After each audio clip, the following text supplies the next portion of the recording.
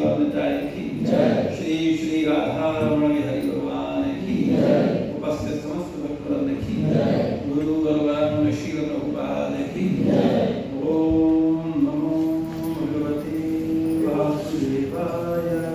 ओम नमो भगवते वासुदेवाय।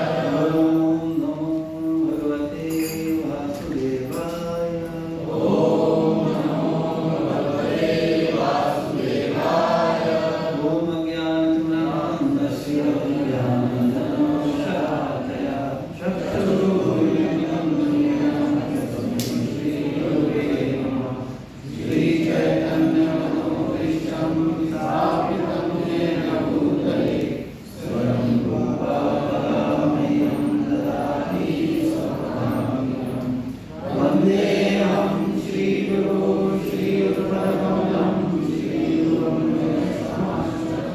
श्रीरूपं साग्रजातं सकलगुणाभान्वितं तं सजीवं साद्वैतं सावधूतं परिजनसहितं कृष्णचैतन्यदेवं श्रीआचार्यकृष्णपादां सकलगुणवल्लभां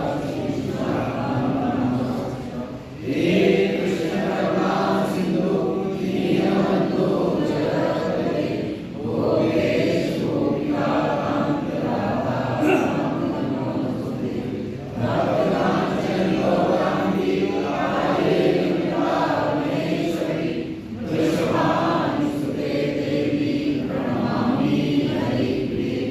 वाञ्छाकल्पतरुभ्यश्च कृपा सिन्धुभ्येव च पतितानां पावनेभ्यो वैष्णवेभ्यो नमो नमः।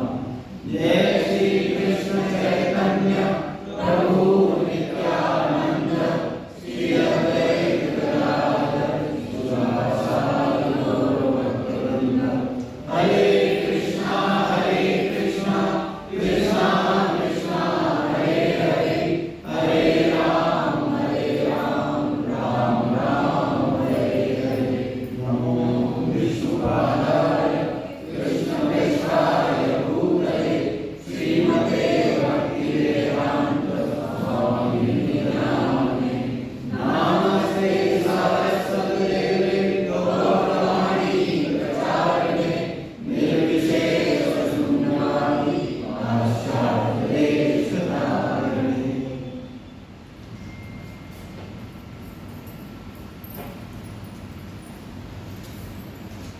हरे कृष्ण। तो हम लोग वैष्णव सदाचार में चर्चा कर रहे थे असत्संग का त्याग।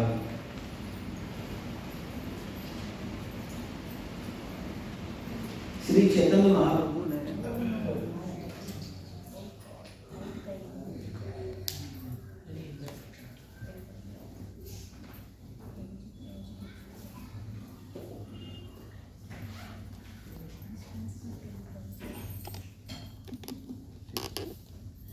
श्री चैतन्य महाप्रभु ने सनातन गोस्वामी को यह शिक्षा दी थी कि भक्त के व्यवहार का सारांश यह है कि वह अभक्तों के संग से सदैव दूर रहता है।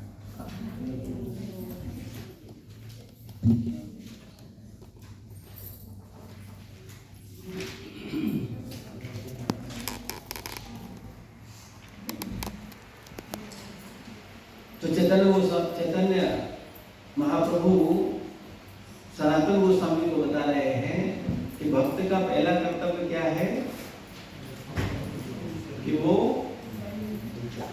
जो सत्संगी नहीं है, जो भगवान का भक्त नहीं है, उसके संग से सदैव दूर रहता है।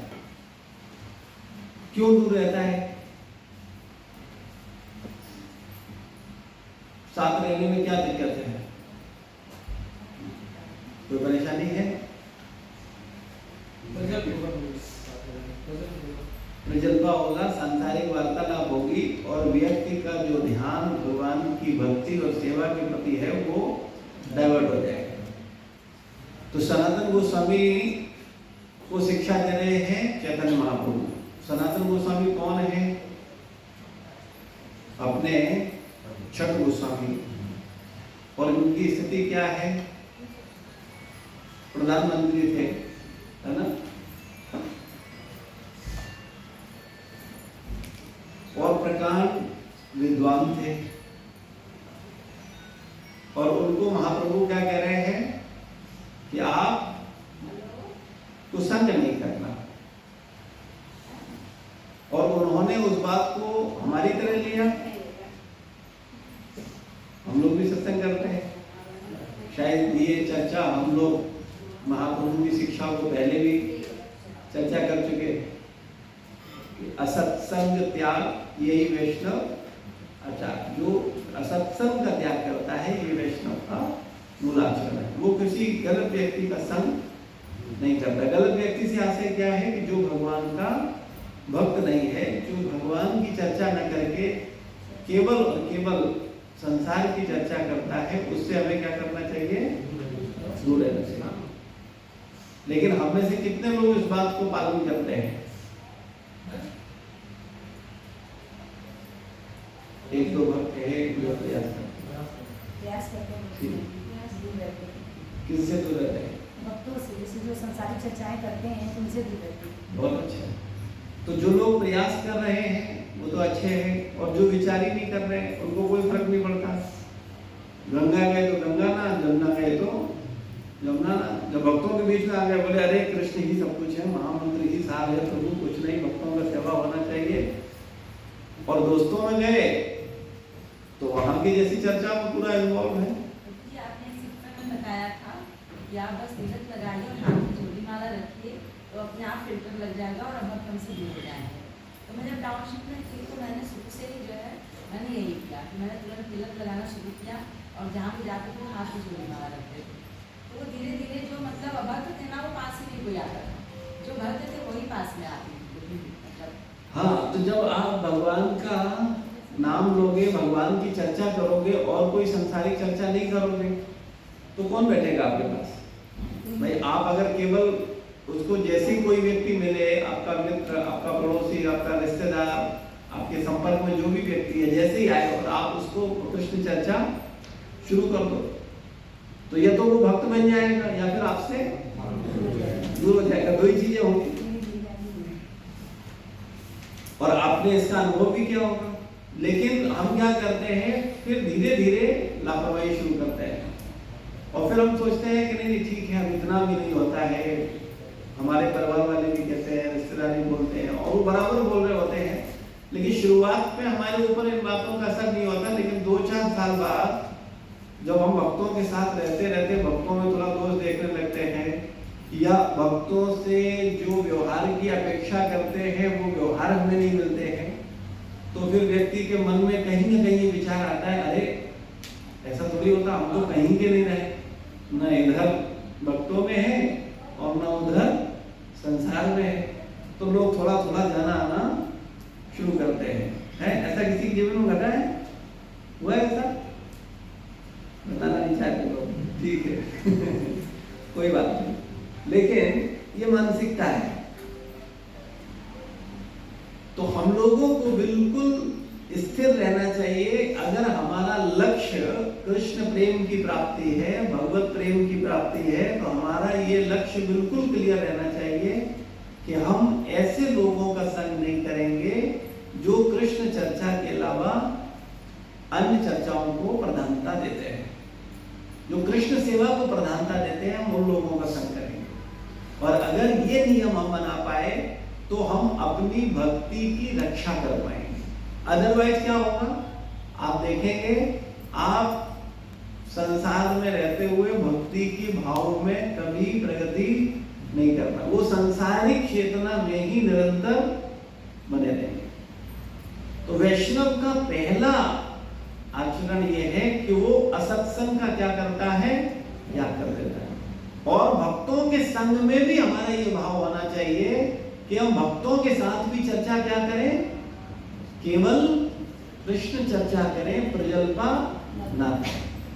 वरना भक्तों का संग जो कि अति दुर्लभ है, उसका उपयोग हम किसमें कर देंगे, व्यर्थ की चीजों में। इसको ऐसे समझ सकते हैं कि आप ये विचार करो, हम लोगों पर भगवान की, गुरु का कितना कृपा है कि कि हम भगवान की कुछ निष्काम सेवा करने का प्रयास कर रहे हैं। आप देखो दुनिया में लोग क्या क्या कर रहे हैं, और लोग छोड़ो, हम भी क्या क्या कर रहे थे। अपने जीवन में विचार कर लो जरा। लेकिन हम उन सब से निकल करके आए, कहीं हमें समझ आया कि नहीं, हम अपने कर्म खराब कर रहे हैं, हम अपना मन खराब कर रहे हैं, हम अपनी चेतना खराब कर रहे हैं। और हमको समझ आया कि हमारी ही चेतना हमें अगला शरीर देगी। अच्छी चेतना अच्छा शरीर, बुरी चेतना बुरा शरीर। अच्छा शरीर तो अच्छी बीवी और अच्छे बच्चे, होता है नहीं होता? बुरा शरीर तो बुरी बीवी और बुरे बच्चे। यही प्रॉब्लम होता है नहीं? भाई आपका अच्छा शरीर है, आप बुरे हो, सुंदर हो, हट्टे कट्टे हो, तो आपको लड़की भी कैसी मिलेगी? अच्छे परिवार की मिलेगी, है ना? और फिर बच्चे कैसे होंगे? वो भी गोलमोल होंगे, गोरे गोरे होंगे, अच्छे होंगे। और आपने कुछ कर रखा है तो फिर आप भी ऐसे ही, और फिर जीवन साथी भी वैसे ही, फिर बच्चे भी वैसे ही। तो विचार करने वाली केवल बात इतनी है कि हम लोग अपने कर्मों पर ध्यान दें। हमारे ही कर्मों का हमें फल मिल रहा है, और हमारे ही कर्मों का फल हमें आगे मिलेगा। तो हम लोग बहुत सावधान होकर के भक्तों का संग करें, और ये महसूस करें कि हम लोग कितने भाग्यशाली हैं कि कितनी बुराइयों से बच गए, ये वैष्णवों की कृपा से, गुरु की कृपा से। हम अगर ये 16 माला जप नहीं कर रहे होते तो कुछ तो बकवास करते कि नहीं करते। लेकिन भगवान का नाम भक्तों के संग में जैसे तैसे सुबह सुबह ब्रह्म मुहूर्त में हो रहा है, ये छोटी बात है। कितने लोग कर पा रहे हैं? बोलेंगे सब कलयुग केवल, जैसे बोलोगे वो आगे का शब्द दोहा बोल देंगे, और उनसे पूछो कितना नाम जप करते हो, तो क्या उत्तर मिलता है? अभी शुरू ही नहीं हुआ है। और हम लोग भक्तों की कृपा से, गुरुजनों की कृपा से कर पा रहे हैं। ये कृपा है। हम कितने भाग्यशाली हैं, हमें इस पर विचार करना चाहिए। हम 4 नियम पालन कर रहे हैं, हमारे पाप बंद हो गए हैं। हमने मांसाहार छोड़ दिया, हमने नशा छोड़ दिया, हमने अवैध स्त्री पुरुष संग छोड़ दिया, हमने जरात्री युवा स्वर छोड़ दिया। हम भगवान का प्रसाद ले रहे हैं, हम भक्तों का सेवा कर रहे हैं। इच्छा न इच्छा के जबरदस्ती दान भी दे रहे हैं। देते कि नहीं देते? इच्छा नहीं होती फिर भी भक्त ले ही लेते हैं। जाने करो अनजाने में करो, कैसे भी करो, कुछ अच्छा हो रहा है कि नहीं हो रहा है? अगर नहीं भक्तों के संग में हो गए, नहीं सत्संग में होते, कोई तुमसे कहता है कि भाई चलो ये दो, अभी अधिकार के साथ पकड़ लेते हैं मन, नहीं दरे दोगे कैसे? नहीं दो, देना पड़ेगा। होता है कि नहीं होता? अब मन नहीं है लेकिन दे दिया, अब चला गया तो कहां गया? उससे तुम्हें नरक मिलेगा। तुमने कुछ जैसे भी किया, कुछ सेवा किया, तो तुम्हारा ही तो अच्छा कर्म क्रिएट हुआ कि नहीं हुआ? तो लाभ कैसे मिलेगा? हमको ही मिलेगा। तो ये कैसे है? ये वैष्णवों और गुरुजनों की कृपा नहीं है। लेकिन हम लोग इन सब बातों पे ध्यान न देकर के कई बार छोटी छोटी बुराइयों को, छोटी छोटी कमियों को ज्यादा प्रधानता दे देते हैं। क्यों? क्योंकि हमारे लिए भगवान बड़े नहीं है, संसार ही बड़ा है। लेकिन हम पूछेंगे भी कि भगवान बड़े, संसार बड़े, तो आप क्या कहोगे? अरे नहीं, ठीक है, तो भगवान ही बड़े हमारे लिए। लेकिन वास्तविकता में हमारे लिए क्या बड़ा है?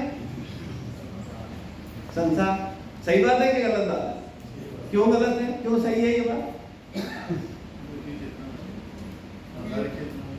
संसार बड़ा है तभी तो हम संसार की बुराइयों को प्रधानता देते हैं। भाई एक भक्त में कुछ संसारी बुराई तो होगी, और क्या होगा? लेकिन उसके अंदर ये जो गुण है कि वो भगवान का भजन कर रहा है, वो सोना नाम जप कर रहा है, 4 नियम पालन कर रहा है, भगवान का प्रचार कर रहा है, गुरु के प्रति शरणागत होने का प्रयास कर रहा है, सेवा करने का प्रयास कर रहा है, वो हमारे लिए क्या बात है? उसको ज्यादा वैल्यू नहीं। हम वैल्यू क्या देते हैं? अरे ये झूठ बोलता है, अरे ये बात नहीं सुनता है, अरे ये ऐसा करता है, ये बोलता है इस टाइम आ जाएंगे, आता नहीं है। ये सेवा करता है लेकिन करता नहीं है, कोई जिम्मेदारी तो ये उठाता नहीं है। हम इन्हीं बातों को तो ज्यादा प्रधानता दे देते हैं कि नहीं देते हैं? और इस बात को प्रधानता नहीं देते कि वो भगवान का नाम कर रहा है, वो भगवान की भक्ति कर रहा है, वो प्रयास कर रहा है, उसको हम ज्यादा वैल्यू नहीं। अगर उसको ज्यादा वैल्यू देते तो उसकी बुराइयों पर ज्यादा ध्यान केंद्रित, अच्छाई ज्यादा। अगर आपके दिमाग में किसी व्यक्ति की अच्छाई ज्यादा है तो बुराई गौड़ हो जाएगी कि नहीं हो जाएगी? और अगर उसकी बुराई ज्यादा है आपके दिमाग में तो उसकी अच्छाई वो गौड़ हो जाएगी। तो हम लोगों के साथ क्या होता है, क्या अनुभव है आपका? मैं चाहूंगा कि आप लोग अनुभव अपने बताएं। तो बताना चाहेगा, प्रैक्टिकल अनुभव शेयर करें। या किसी को कोई ऐसा अनुभव है, क्या विचार है आपका? आप संसार को ज्यादा प्रधानता देते हो कि भगवान को ज्यादा प्रधानता देते हो? कैसे? संसारी काम में लगे हैं और भक्तों की संसार की छोटी मोटी कमियों को बड़ा मान लेते हैं, और जो वो भगवान का नाम ले रहा है, भगवान की भक्ति कर रहा है, जो सबसे बड़ा कार्य है, उसे बहुत छोटा मान लेते हैं। इसीलिए तो उसको बड़ा बोलते हैं। भाई मुझे आप एक बार बताओ, इसको बड़े सरलता समझो, शायद आप समझ पाओ। एक व्यक्ति 1 करोड़ का दान दे रहा है, ठीक है, और दूसरी तरफ वो 2 लाख की चोरी करता है, ठीक? उदाहरण समझना बड़े ध्यान से। आपकी नजर में अच्छा इंसान है, बुरा इंसान है?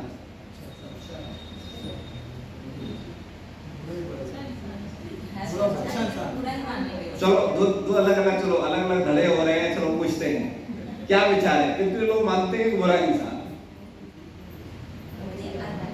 तो अच्छा इंसान है, मान उसको बुरा रहे है तो अच्छा इंसान अरे भाई अच्छा है, वो 2 लाख की चोरी कर रहा है लेकिन 1 लाख तो दान कर रहा है ना, सेवा कर रहा है। आप समझो, उसकी अच्छाई तो हम देखेंगे ना। कोई और पता चले एक व्यक्ति 2 लाख की दान दे रहा है और 1 करोड़ की चोरी कर रहा है।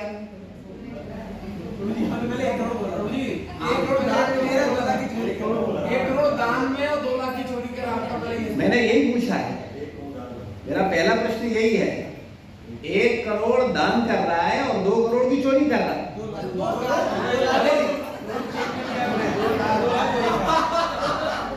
1 करोड़ का दान कर रहा है और 2 लाख की चोरी कर रहा है।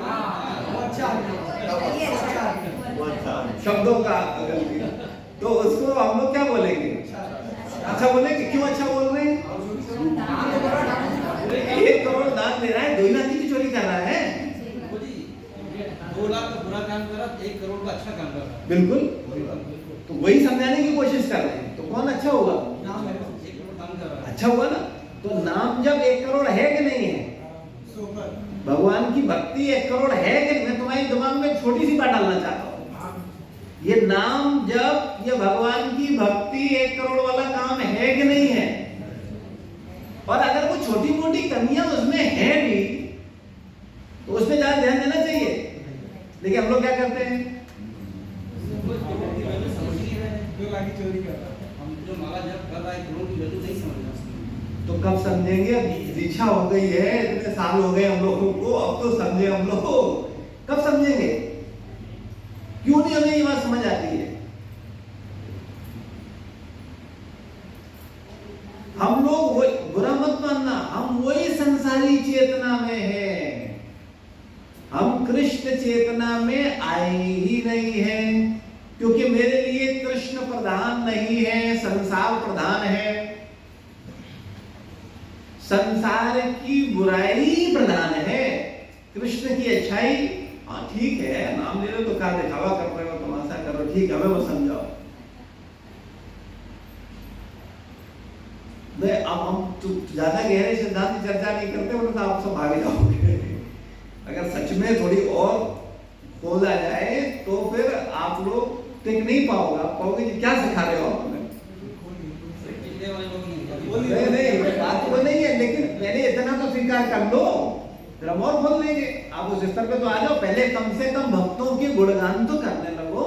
उनकी बुराइयों तो देखना बंद कर दो। एक काम कर दो, जिस दिन हमें ये कॉन्फिडेंस आ जाएगा कि आप लोगों ने भक्तों का जो 16 माला कर रहा है, जो 4 नियम कर रहा है, उससे आपने नाराज होना, हृदय से नाराज होना छोड़ दिया है, क्योंकि आप उसकी किसी बुराई को बुराई मानते ही नहीं हो, उसकी अच्छाई को इतना बड़ा मानते हो कि उसकी बुराई आपको बुरी लगती नहीं।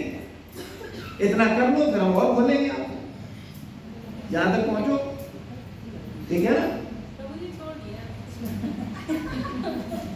छोड़ दिया है, किसी भक्त को आप बुरा नहीं मानते, बहुत अच्छा है। तो आप भक्तों का संग जीवन भर करते रहोगे, देख लेना। जो व्यक्ति इस सूत्र को मानता है और इस सूत्र पर चल रहा है, उसका भक्तों का संग कभी नहीं छूटेगा। अदरवाइज वो भक्तों के संग में ज्यादा समय तक टिक नहीं पाएगा, ये ध्यान रखना। चाहे वो कितना ही परमहंस बन रहा हो, लेकिन वो टिकेगा नहीं, टिक नहीं पाएगा। तो खैर, हम लोग चर्चा कर रहे थे कि सर्वप्रथम ऐसे व्यक्ति से अपवित्र संग डालें जो स्त्री, विपरीत लिंग के व्यक्ति तथा भौतिक ऐश्वर्य से अत्यंत आसक्त है। भागवत में कहा गया है कि ऐसे व्यक्ति के संग से भक्त अपने सभी सद्गुण जैसे सत्य, स्वच्छता, दया, बुद्धि, गंभीरता, संपूर्ण वैभव को खो देता है। ऐसे अपवित्र संग से मनुष्य का जितना पतन होता है उतना अन्य किसी कारण से नहीं होता। इसमें 2 लोगों का संग बताया गया है, कौन कौन? एक जो स्त्री लंपट हैं और दूसरे जो भौतिक ऐश्वर्य में, भोग में डूबे हुए हैं। इन दोनों से दूर रहना चाहिए। इसीलिए जो ज्यादा धनवान संपन्न लोग हैं उनके हमें ज्यादा निकट नहीं रहना चाहिए। आप कभी भी देखना, आपने अगर अपनी चेतना को महसूस किया हो, आप किसी बहुत अरबपति घर में जाओ या किसी बहुत धनवान व्यक्ति के पास जाओ और उसका ऐश्वर्यमय जीवन देख करके आपके मन में भी बहुत सारी लालसाएं जग जाती हैं। होता है कि नहीं होता? लगता है भाई इंसान तो ये है, इंसान हम भी है, तो ये कर सकता है, तो हम क्यों नहीं कर सकते? हम भी कर सकते हैं, हमें भी ये चाहिए। ऐसी भावना व्यक्ति के अंदर आ जाती है। तो जो अपने लक्ष्य को केंद्र कर रहा है, जो भगवान कृष्ण के प्रति प्रेम को केंद्रित कर रहा है, उसको इन 2 लोगों से क्या करना चाहिए? दूर रहना चाहिए। और हम लोग नजदीक जाना चाहते हैं, स्त्री लंपट का तो भरोसा नहीं है, लेकिन अगर ऐश्वर्यमय व्यक्ति हो तो हम सोचते हैं कि नहीं, इससे थोड़ा संबंध हो जाए तो अच्छी बात है। और थोड़ा बुलाने लगे, हमें हम जानने लगे तो हमको लगता है हाँ, तो वो एक आदमी बढ़िया है, वो प्रभु जी तो बहुत ही अच्छे हैं। और सारे प्रभु बुरे लगने लगेंगे, वो वाले प्रभु ज्यादा अच्छे लगने लगेंगे। क्यों? कि वो अरबपति है। तो बुद्धिमान भक्त जो कृष्ण भक्त है, उसे क्या करना चाहिए? उनके भौतिक ऐश्वर्य से दूर है। हाँ, आप तब जा सकते हो जब उनके ऐश्वर्य को भगवान की, गुरु की, वैष्णवों की, गाय की सेवा में लगवा दो, तो कोई बुराई नहीं, फिर जाने में कोई बुराई नहीं। लेकिन अगर उनके ऐश्वर्य से प्रभावित होकर के हम भी उस ऐश्वर्यमय बनने का भाव में चले जाएं, तो फिर हमारे लिए, साधना के लिए अच्छा नहीं है। तो चैतन्य महाप्रभु इसके लिए मना कर रहे हैं। तो अगर ये हम करेंगे तो क्या होगा? हमारी भक्ति की रक्षा होगी। भागवत में ऐसा कहा गया है, ऐसे संग से क्या क्या जाता है? सत्यता, स्वच्छता, दया, बुद्धि, गंभीरता एवं प्राप्त संपूर्ण वैभव नष्ट हो जाता है। दुख संग से अधिक पतित अवस्था अन्य कोई नहीं है। अब मैं इसको थोड़ा उल्टा करूं तो समझ में आएगी बात। कितने लोगों को लगता है कि संत मिलन से बड़ा सुख नहीं है? अनुभव के आधार पर बताएं, क्यों? ऐसे नहीं कि भारतीय अनुदान है, सिद्धांत के आधार पर, जिनको केवल अनुभव हो, इस संत मिलन से बड़ा कोई सुख नहीं, भक्तों के संग से बड़ा कोई सुख नहीं। तो जिन्हें इस बात का एहसास है, उन्हें लगेगा, वो समझ पाएंगे इस बात को। कौन सी बात? कि दुसंग से अधिक पतित अवस्था कोई और तुम्हारी समझ में आएगी नहीं ये बात। अगर वो पहले वाली बात तुम समझ पाओगे, उसको फील किया है अगर तुमने अपने जीवन में, तब तुम इसे समझ पाओगे, वरना नहीं समझ पाओगे। खूब सुनते रहो।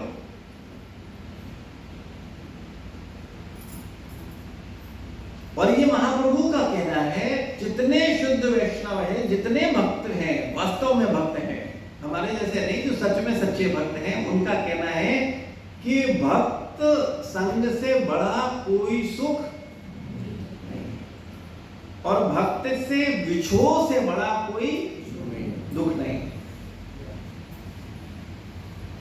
और हम लोगों को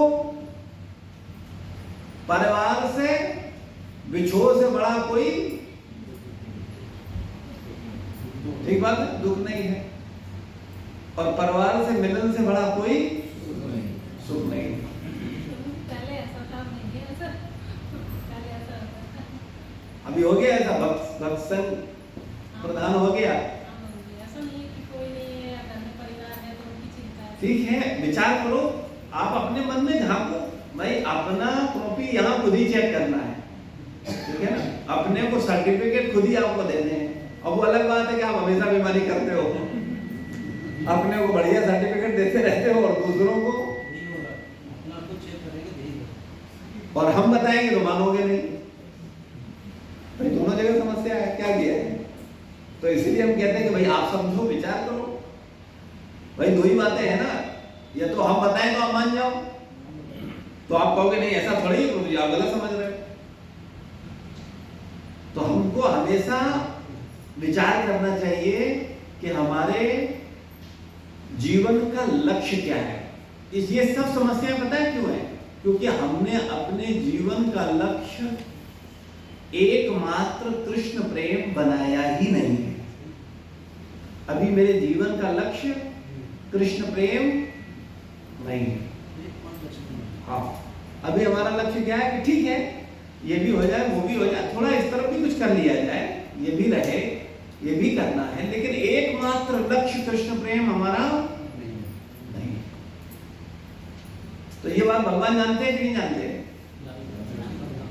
जानते हैं ना, इसीलिए वो हमारे पास आते नहीं है। हम लोग कई बार बोलते हैं हमें भगवान का प्रत्यक्ष साक्षात्कार नहीं होता। कहां से होगा? जब हमारे मन में उनके प्रति प्रेम ही नहीं है तो कहां से भगवान का साक्षात्कार होगा? भगवान को तो छोड़ो, आपसे अगर कोई प्रेम न करे और आपको लगे कि इस व्यक्ति को मुझसे कोई लेना देना नहीं, बल्कि मुझसे चिढ़ता है, मुझसे जलता है, मुझसे नफरत करता है, आप उसके पास जाओ। तो कहने का मतलब केवल इतना सा है, हमारा प्रेम भगवान से नहीं होगा जब तक, तब तक हम आगे प्रगति नहीं करेंगे। तो हमारा लक्ष्य होना चाहिए कृष्ण प्रेम की प्राप्ति। कब तक होना चाहिए कृष्ण प्रेम? कब तक मिलना चाहिए? कब तक मिल जाए?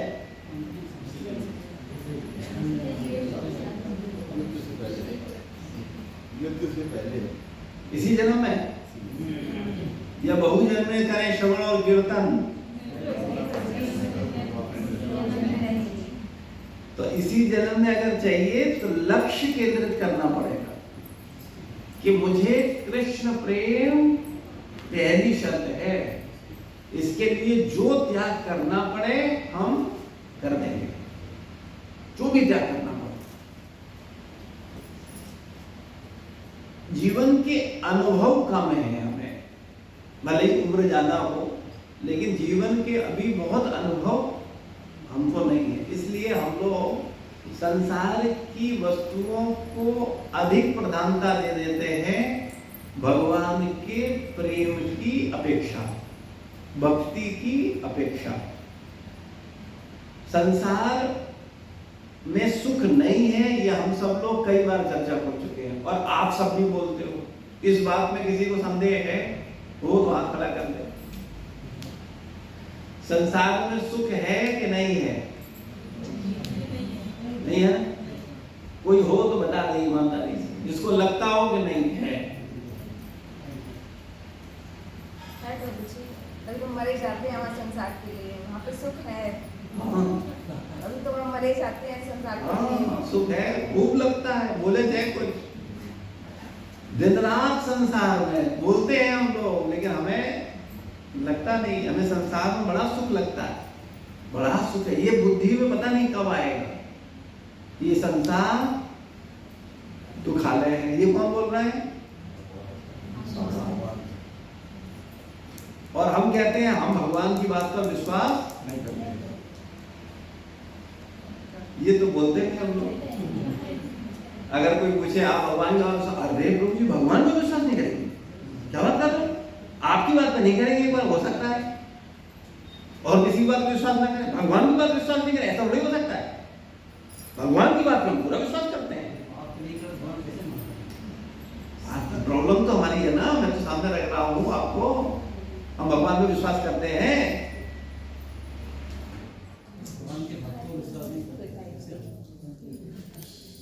भगवान ने बोल दिया ना स्पष्ट, संसार कैसा है? दुखालय है। और हम लोग क्या कहते हैं? सुखालय है। तो झगड़ा किससे हमारा? सीधा। और अभी पूछा जाए तो कहते अरे भगवान से मेरा कोई मतभेद नहीं है। पति से मतभेद हो सकता है, पत्नी से हो सकता है, मित्र से हो सकता है, वैष्णव भक्तों से, भगवान से मेरा कोई मतभेद नहीं है। हम लोग बोलते कि नहीं बोलते? बताओ। सबसे बड़ा मतभेद, इससे बड़ा और मतभेद क्या होगा? उत्तर दक्षिण दिशा है और कह रहे कोई मतभेद नहीं है। वो कह रहे संसार दुखालय है और हम कह रहे सुखालय है। भगवान कंफ्यूज मत करो, हमें उल्लू मत बनाओ। बड़ा मौज है, बढ़िया बेटा है, बढ़िया बेटी है, बढ़िया मेरा शरीर है, इतनी भोग की वस्तुएं हैं, कहाँ दुख है?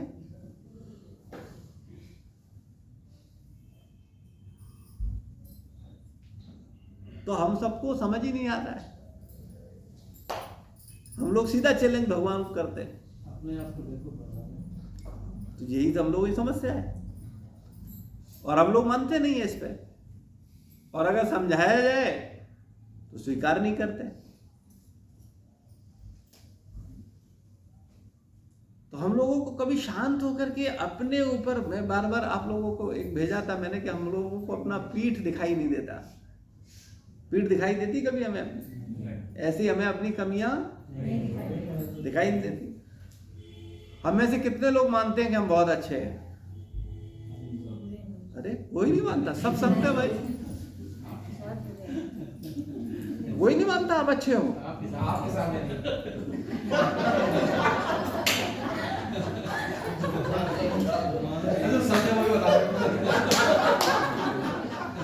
ऐसे तो बाहर निकल के आपने अभी सामने नहीं कहेंगे कोई क्या, क्योंकि मान लो मैं अभी कमी पकड़ आ जाएगी सामने, तो अभी नहीं। अभी यहाँ बोलना, कुछ भी बोलना खतरनाक है। तो बोले यहाँ नहीं, बाहर चलो फिर समझाएंगे हम लोग, हम बहुत अच्छे हैं, वो नहीं अच्छा है, वो अच्छा नहीं है, वो अच्छा नहीं, मैं बहुत अच्छा हूँ। तो ये सब बीमारियों से हम कब निकलेंगे? हम लोगों को विचार करना चाहिए, शांति से इस पर मनन करना चाहिए। हम कब तक अपने को धोखा देंगे? हम सबको अगर आनंद लेना है, बड़ा सीधा सूत्र है, बड़ा सीधा सूत्र है। जिस दिन आपको अपने दोष दिखने लग जाएं और दूसरों में गुण दिखने लग जाएं, उसी दिन समझ लेना आप संत हो गए। ये बड़ी सटीक परिभाषा है अपने को जज करने का। अपने गुण दिखे ही ना और दूसरों के दोष ना दिखें, तो समझ लो जीवन आपका सफल हो गया। अगर हम ऐसी चेतना में अपने को पहुंचा पाए। हाँ, वो अलग बात है जब हमारी सेवा होती है तो हमें उस सेवा के लिए, लेकिन वो सेवा जबरदस्ती हम लेते नहीं हैं। वो सेवा हमें दी जाती है तो हम ऐसी सेवा करना नहीं चाहते हैं। कौन सी सेवा? दूसरों में दोष देखने वाली। जो ये व्यक्ति के स्वभाव से विपरीत सेवा होगी कि नहीं होगी?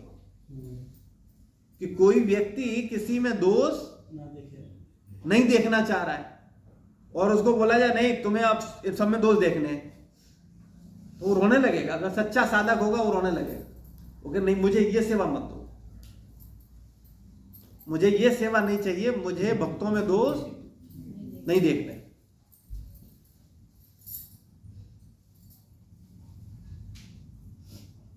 ये भक्तों में दोष देखने की सेवा केवल और केवल गुरु की होती है। इसीलिए जब किसी को सेवा दी जाती है तो वास्तविकता में जो सच में सच्चे साधक हैं वो अपनी इच्छा से वो सेवा नहीं करना चाहते कभी भी। दोष देखने वाली, वैसे सेवा करेंगे, वैसे सब करेंगे, लेकिन ये सेवा बड़ी खतरनाक। लेकिन जब उनको जिम्मेदारी दी जाती है तो वो इस जिम्मेदारी को स्वीकार करते हैं, लेकिन अपने को बहुत सावधान रख करके, बहुत सावधान रखें। तो हम सब लोगों को बहुत विचार करना चाहिए कि मानव शरीर मिला है अपना कल्याण करने के लिए, और इसमें हम जितना अच्छा कर पाएंगे उतना मेरे लिए अच्छा है और अच्छा सबके लिए है। आज आप पैसा कमाओगे, आज आप कोई इनकम होगा, आज कोई चीज हो, उसका मजा सब लेंगे, लेकिन जो अच्छा कर्म क्रिएट कर रहे हो, जो अच्छा भाव क्रिएट कर रहे हो, जो अच्छी चेतना क्रिएट कर रहे हो, इसका आनंद आपको ही मिलेगा और किसी को नहीं मिल सकता है, और सदा सदा के लिए। अगर हम अपनी चेतना पर काम कर पाए तो सदा के लिए। और सबसे बड़ी चीज, इसको ऐसे समझ लो कि जितने तुम सुखी हो गए हो उतने सुखी सदा के लिए हो गए, सदा के लिए सुखी हो गए। उस सुख की अवस्था से तुम नीचे आओगे ही नहीं। यही तो चर्चा है अभी पिछले संडे जो हम लोगों ने दूसरे अध्याय के 40वें श्लोक पे की थी, त्रायते महतो भयात्, उसकी महान भय से रक्षा हो जाएगी। और वो जितनी निष्कामता, जितनी समता, जितनी कृष्ण भावना में प्रगति कर गया है, उससे वो नीचे नहीं गिरेगा। यानी उतने आनंद में वो सदा सदा के लिए स्थापित हो गया। छोटी उपलब्धि है। गिरेगा भी तो अगले जन्म में उच्च कुल और ब्राह्मण परिवार मिलेगा, वो मिलेगा, उसके साथ साथ उसी समता के साथ आएगा, उसी नीचे स्थिति नहीं। उस चेतना में जहां तक उसने अपनी समता निष्कामता को स्थापित कर लिया है वहां से नीचे नहीं आएगा। अच्छा, आप सब लोग देखते होंगे बहुत सारे भक्तों का अलग अलग स्वभाव होता है। कोई बिल्कुल निष्काम होकर के सेवा करता है, कोई कुछ कामना रख करके सेवा करता है, कोई बिना कामना के सेवा ही नहीं कर पाता है। होता है कि नहीं होता है? ये सब प्रैक्टिकल है। लेकिन जो जहां तक पहुंच गया है वहां से आगे बढ़ रहा है,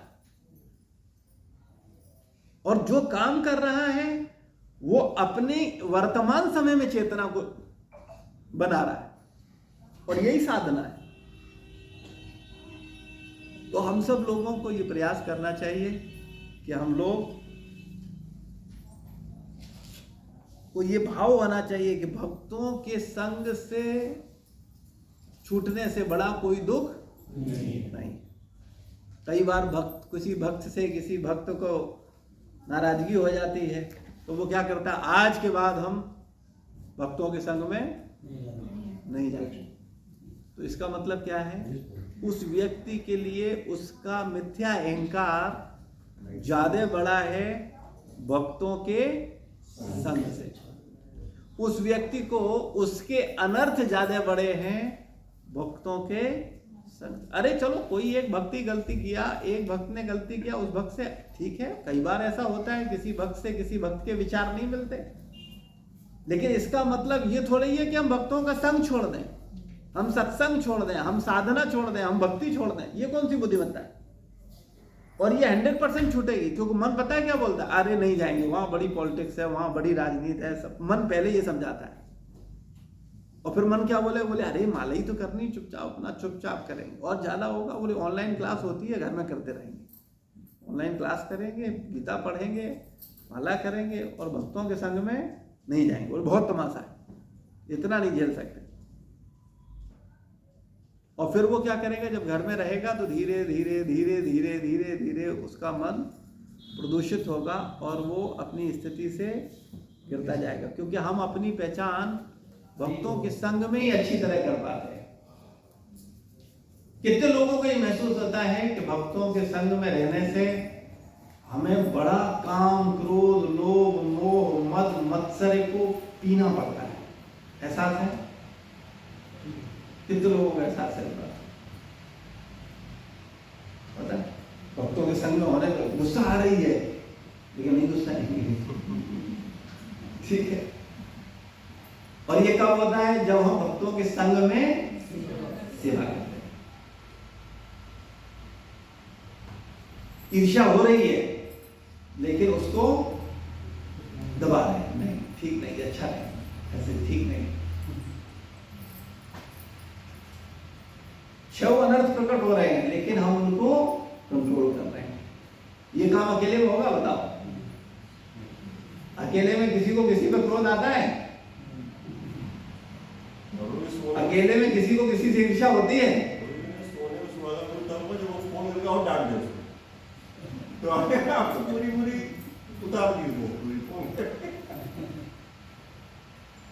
तो हम लोगों को बहुत सावधान रहना चाहिए, समझना चाहिए कि हम लोग कितने भाग्यशाली हैं कि हम भक्तों के संग में रह करके भगवान की भक्ति कर पा रहे हैं। जो व्यक्ति अपने को गुरु साधु शास्त्र से ज्यादा समझदार मानने लगे, समझ लो मर गया, बिल्कुल उसे बचा नहीं सकता कोई। ये हमेशा ध्यान रखना, साल 2 साल में स्पष्ट हो जाएगा। गलती से भी अगर हम अपने को, हमारे अंदर ये चीज आ जाए कि नहीं अरे हम ज्यादा समझ रहे हैं, और ये अहंकार इतना खतरनाक होता है, ये व्यक्ति को कहां से कहां पटकता है इसका पता नहीं चलता है, बड़ा खतरनाक। इसलिए हम लोगों को बहुत सावधान रहना चाहिए। जो कृष्ण भक्त नहीं है उनके संग का त्याग करें। श्री चैतन्य महाप्रभु शास्त्रों का आधार लेकर कहते हैं कि ऐसे व्यक्ति के संग की अपेक्षा स्वयं को जलती अग्नि के पिंजरे में बंद कर लेना अधिक श्रेष्ठ है। क्या कह रहे हैं?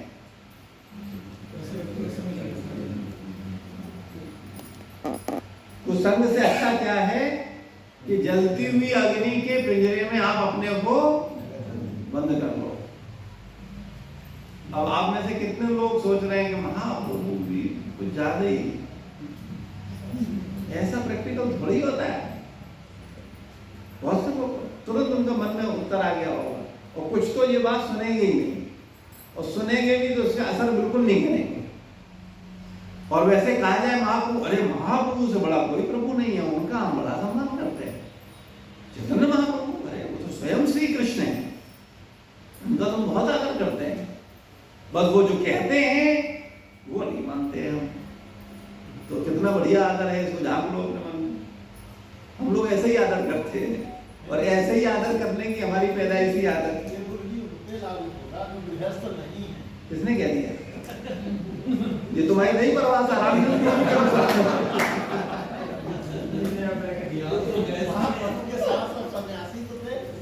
किसने कह दिया ये? तो अपनी परवाह नहीं कर रहा है, यही समझाते हो बच्चे लोगों को।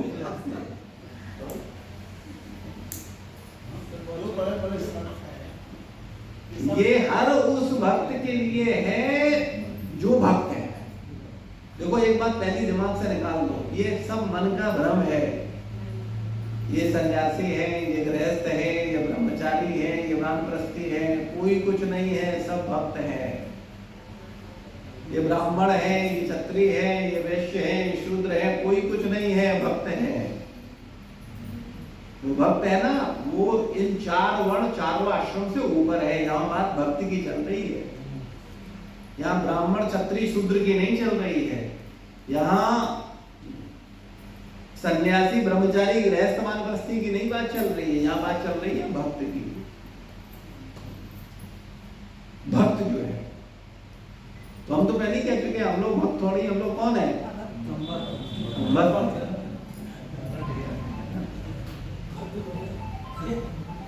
बहुत से लोगों को इस बात का एहसास नहीं होगा कि हम भक्त नहीं, हम भक्ति मानते नहीं हम लोग। बहुत मुश्किल। कोई कहेगा अच्छा 16 माला 4 नियम 4 बजे उठ के लगे रहते हैं, ये सुनने के लिए कम भक्त है।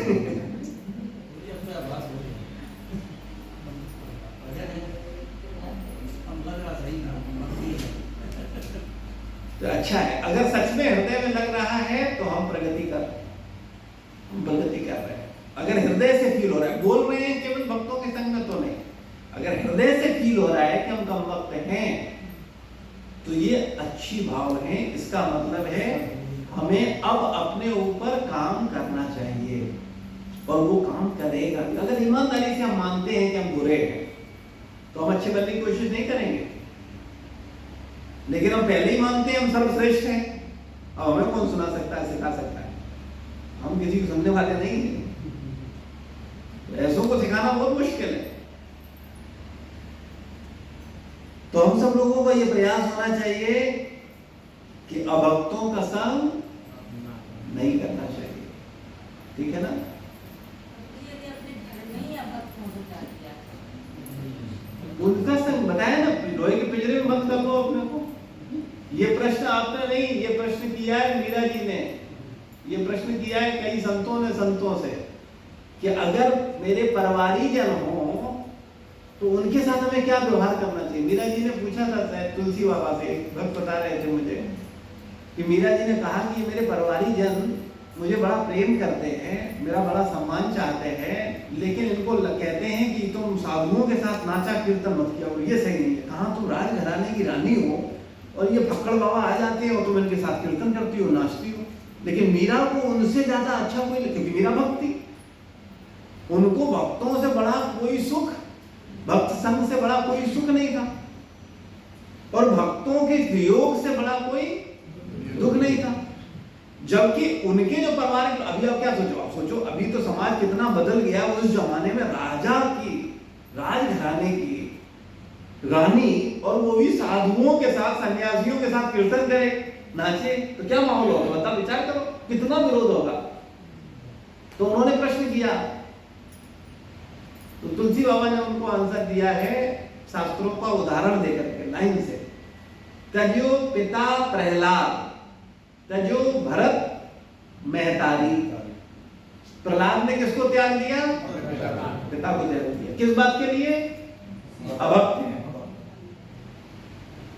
भरत ने क्या किया? अपनी मां को त्याग दिया। मां से ज्यादा प्रिय कौन होगा? जिसने पैदा किया। और भरत से बड़ा कौन साधु होगा? आप विचार करो, भरत जैसा साधु, और वो क्या कर रहा है? अपनी मां को त्याग दिया उसने। संत उदाहरण देते हैं, बड़े सटीक उदाहरण देते हैं। और बलि ने अपने गुरु को त्याग दिया कि गुरु ने क्या बोला, बोले तुम कृष्ण की सेवा मत करो, तो बलि ने गुरु को त्याग दिया। बोले नहीं, हम ये बात तुम्हारी नहीं मानेंगे, और सब मानेंगे, भगवान की सेवा को नहीं छोड़ेंगे।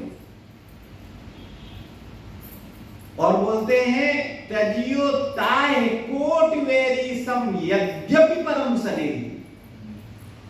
परम स्नेही क्यों ना हो, लेकिन उसे कोटि वेरी, करोड़ों गुना वेरी समझ करके उसको त्याग देना चाहिए।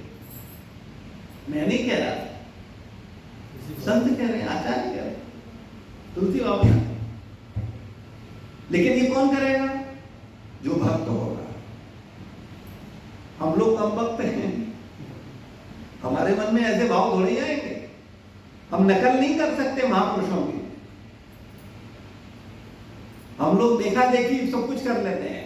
बोले तिलक भी वैसा ही है, कंठी भी वैसी है, कुर्ता भी वैसा ही है, धोती भी वैसे ही पहनने लगे हैं, झोली माला भी वैसे ही रखेंगे। बोले अब हम अच्छे भक्त बन गए।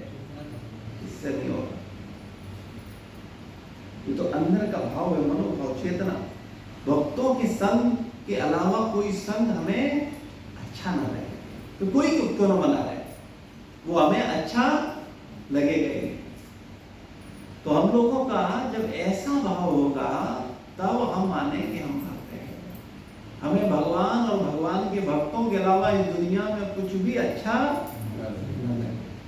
और अभी स्थिति ये है कि भगवान और भगवान को छोड़ करके और सब चीजें हमें दुनिया में बहुत अच्छी लग रही है, जो वास्तविकता है।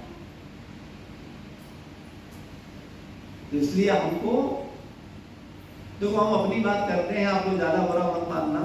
आप ऐसा मत सोचना कि देखो प्रभु जी हमको पता नहीं क्या क्या बोलते रहते हैं। हम ईमानदारी की बात कर रहे हैं, हम अपने मनोभाव में जो विचार करते हैं हम उसको ही बयां करते हैं।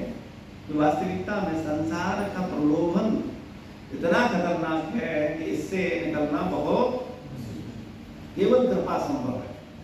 केवल गुरु कृपा हो जाए, संत कृपा हो जाए, भगवान की विशेष कृपा हो जाए, तभी इस चंगुल से निकला जा सकता है। बहुत मुश्किल है। लेकिन केवल इतनी खुशी होती है कि गुरु कृपा से अपने दोषों को पहचान पा रहे, दूर नहीं कर पा रहे वो अलग बात है, लेकिन पहचान रहे हैं कि हम कम करते हैं, ये मानते हैं। तो ये भगवान की कृपा है। और मानते मानते हो सकता है कभी समझ आ जाए भैया ये सब किन चक्रों में पड़े हैं, तो निकला भी जा सकता है, तो भगवान की कृपा हो जाए। तो हम सब लोगों को प्रयास करना चाहिए कि हम गंभीरता पूर्वक भक्ति करें, क्योंकि भक्ति में जो आनंद है, अरे ढेरों उदाहरण है, एक उदाहरण हो, लेकिन हम लोगों को वो रस ही नहीं मिल रहा है, तो हमें वो कहां से मिलेगा? क्योंकि जब हायर टेस्ट मिलता है तब लोअर टेस्ट छूटता है। अब हायर मिलेगा नहीं तो टेस्ट तो चाहिए, बिना टेस्ट के रह नहीं सकते, रह सकते हैं, टेस्ट तो चाहिए भाई। अब हायर नहीं मिल रहा तो जो मिल रहा है वो लेंगे, वो ही लेते रहते हैं। लेकिन जब हायर टेस्ट मिलने लगता है तो लोअर टेस्ट की तरफ देखने का इच्छा भी नहीं करेगा, लगेगा कहां फंस गए, देखने का मन नहीं करेगा। लेकिन अगर हम अपनी चेतना को इतना परिष्कृत कर पाए तो निश्चित रूप से हम भक्ति का आनंद ले सकते हैं। श्रील प्रभुपाद की जय, गुरु महाराज की जय, समस्त भक्त वृंद की जय। कोई प्रश्न है, कोई जिज्ञासा है?